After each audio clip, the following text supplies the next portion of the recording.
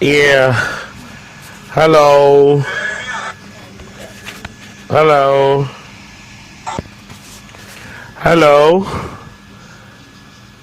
Yeah, you're welcome to Freedom Radio International Liberation Series.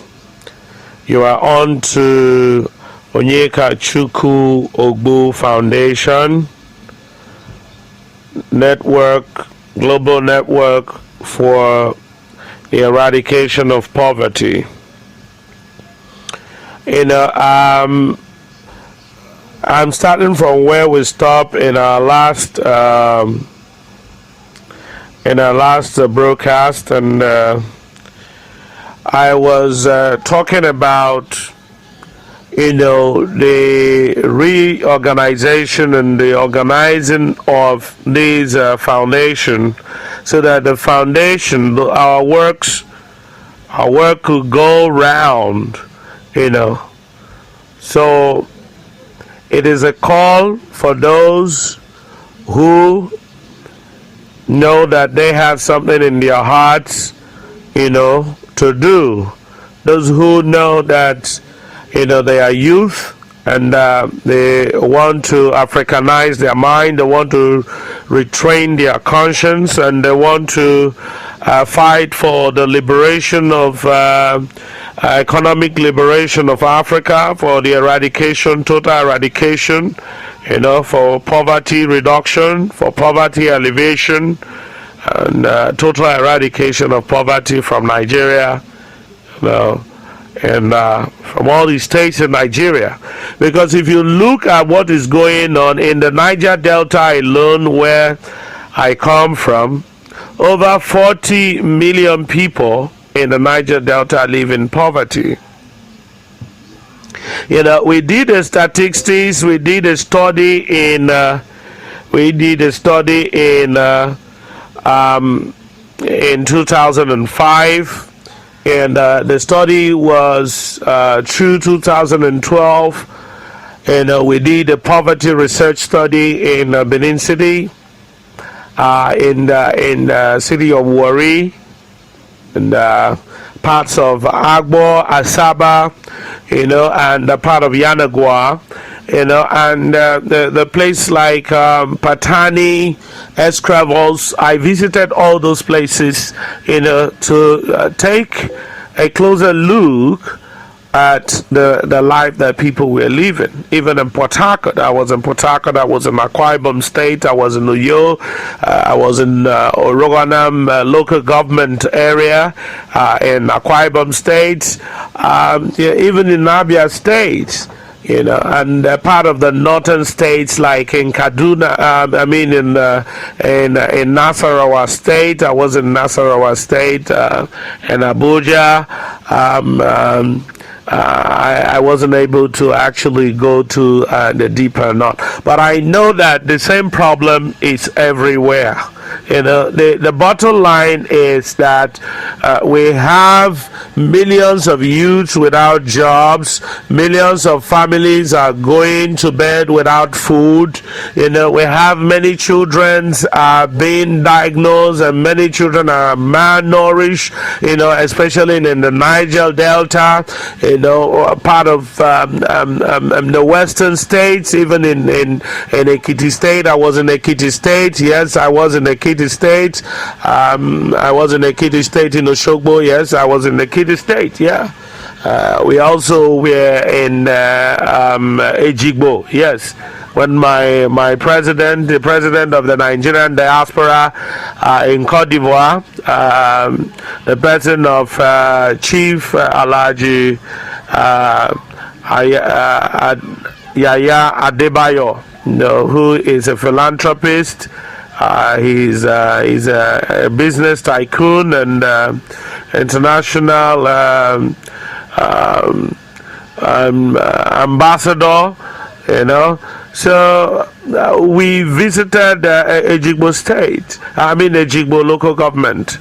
And you see, Nigeria actually needs to do more than it's doing at the moment to get out of poverty. You know, we can't keep saying that it's going to take time. Millions of people are dying. People are suffering. Many people are in the hospitals, you know, no help for them. And you are saying it's going to take time. It doesn't need to take time. The youth need the solution now. If you want to make change, make it now. So we are calling on the government, you know, to come together, to put their acts together, and to work with small organizations, to work with youth organizations, to work with grassroots organizations, to work with NGOs, to work with civil society organizations, you know, religious organizations, to make sure that we distribute the wealth of this country. Nigerian wealth needs to be distributed. It doesn't make sense when you are paying money to just people who fought for amnesty. What about the rest millions of Niger Deltans who are living? What do you want them to do? If you pay money and give training to only those who fought for amnesty, what about the victims? People were killed, you know, in Bayelsa State, in Rivers State, and in Delta, in Edo State, people were killed. I remember my friend, you know, my classmate when we were in the primary school, Alex Temiache. I remember him when he joined the Niger Delta movement in the emancipation of Niger Delta movement in 2004, 2005. You know, he told me he have no option, but he have to join the militants. And of course, you know, the youth needed to fight for the liberation, and the same thing still going. There are more youth springing out. So what we want to do, we want to engage the government, both local, you know, state and national government, in a robust programs, you know, where the government, you know, can, you know, provide the necessary machinery to these grassroots organizations, youth organizations, to engage them in the development process. And I believe that democracy is a government of the people, by the people, for the people. It's not enough for us to just cast our vote and be looking at the president. We also need to participate in the community development and in the nation building of our country and of anywhere we find ourselves. I'm a part and parcel of this system. I know what it means. I was born in Nigeria. I was born in the Niger Delta. I know what it means. I grew up there. I schooled in Nigeria. You know, I lived in Nigeria, you know, almost all my life. Even when I'm living outside Nigeria, when I travel outside Nigeria, I still come back to Nigeria. And the whole of 2014 to till after the election, I was in Nigeria, because I want to prove it that I'm a patriotic Nigeria. I participated fully, you know, whatever I could do, and I raised my voice. Even if I was supporting this candidate, if I find out that something was going wrong, even the things that I wrote, the things that I talked about, people are there today to bear witness. No, I spoke of the corruption that was going on, you know, in the Goodluck Jonathan government, because majority of the people who supported Goodluck Jonathan did not benefit anything. They supported him because they believe that he is, you know, the hope of tomorrow for the youth. And I believe that the majority of people who supported Goodluck Jonathan were Nigerian youths. The president get 48%. Why? Our former president got 48.something%. Why our current president, His Excellency Muhammadu Buhari, President Muhammadu Buhari, got about 52%. You know, you see,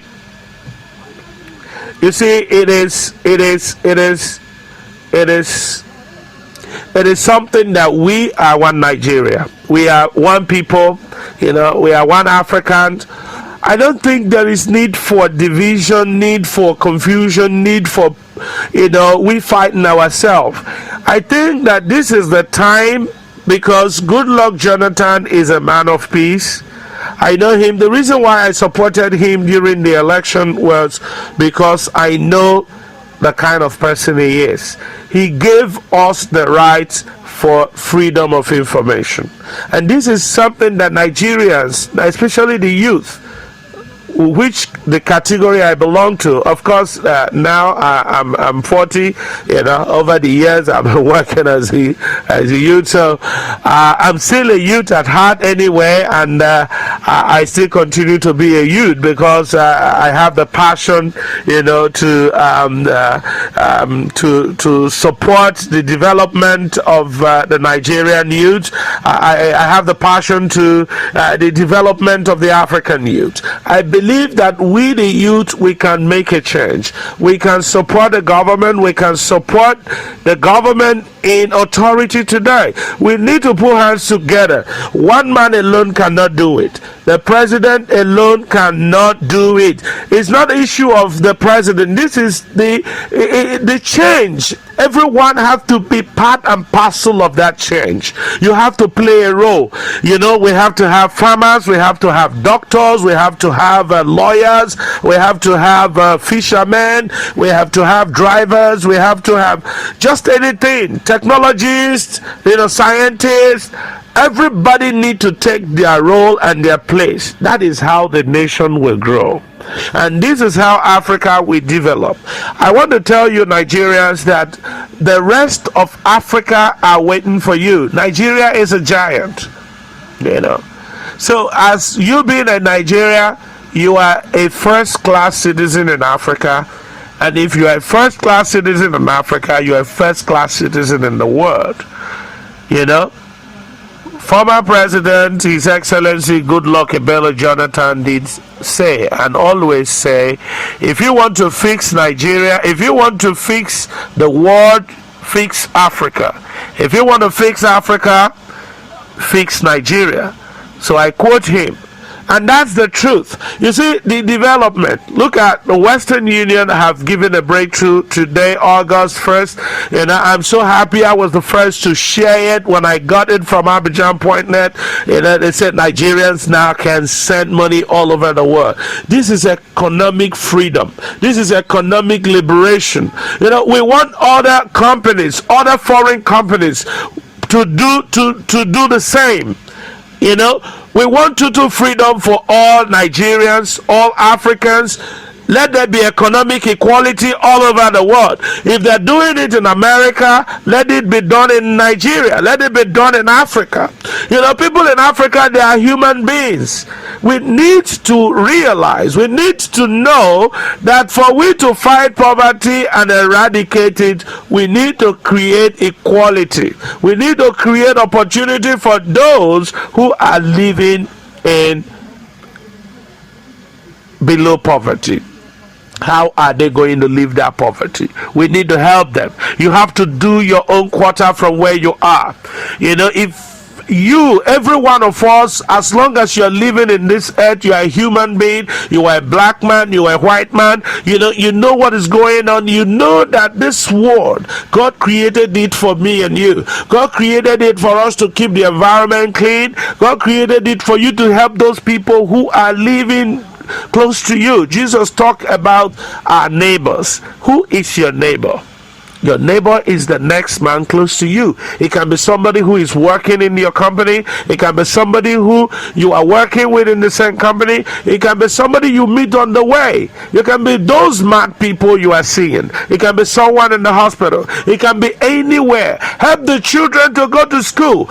Decide and give scholarship to people. Go and pay medical bill for people in the hospital. Liberate people in the prison. I tell you, change the laws. Mr. President, I said change the laws. If you want to make change the laws. If you want corruption, you want to fight corruption and succeed, the best thing you have to do, you have to change the laws. All the laws we have are archaic laws. They are not regular to the situation and the concurrent situation that we are living today. We are living in a global village right now. We need international laws. We need to deal with international law, no longer the local community law system.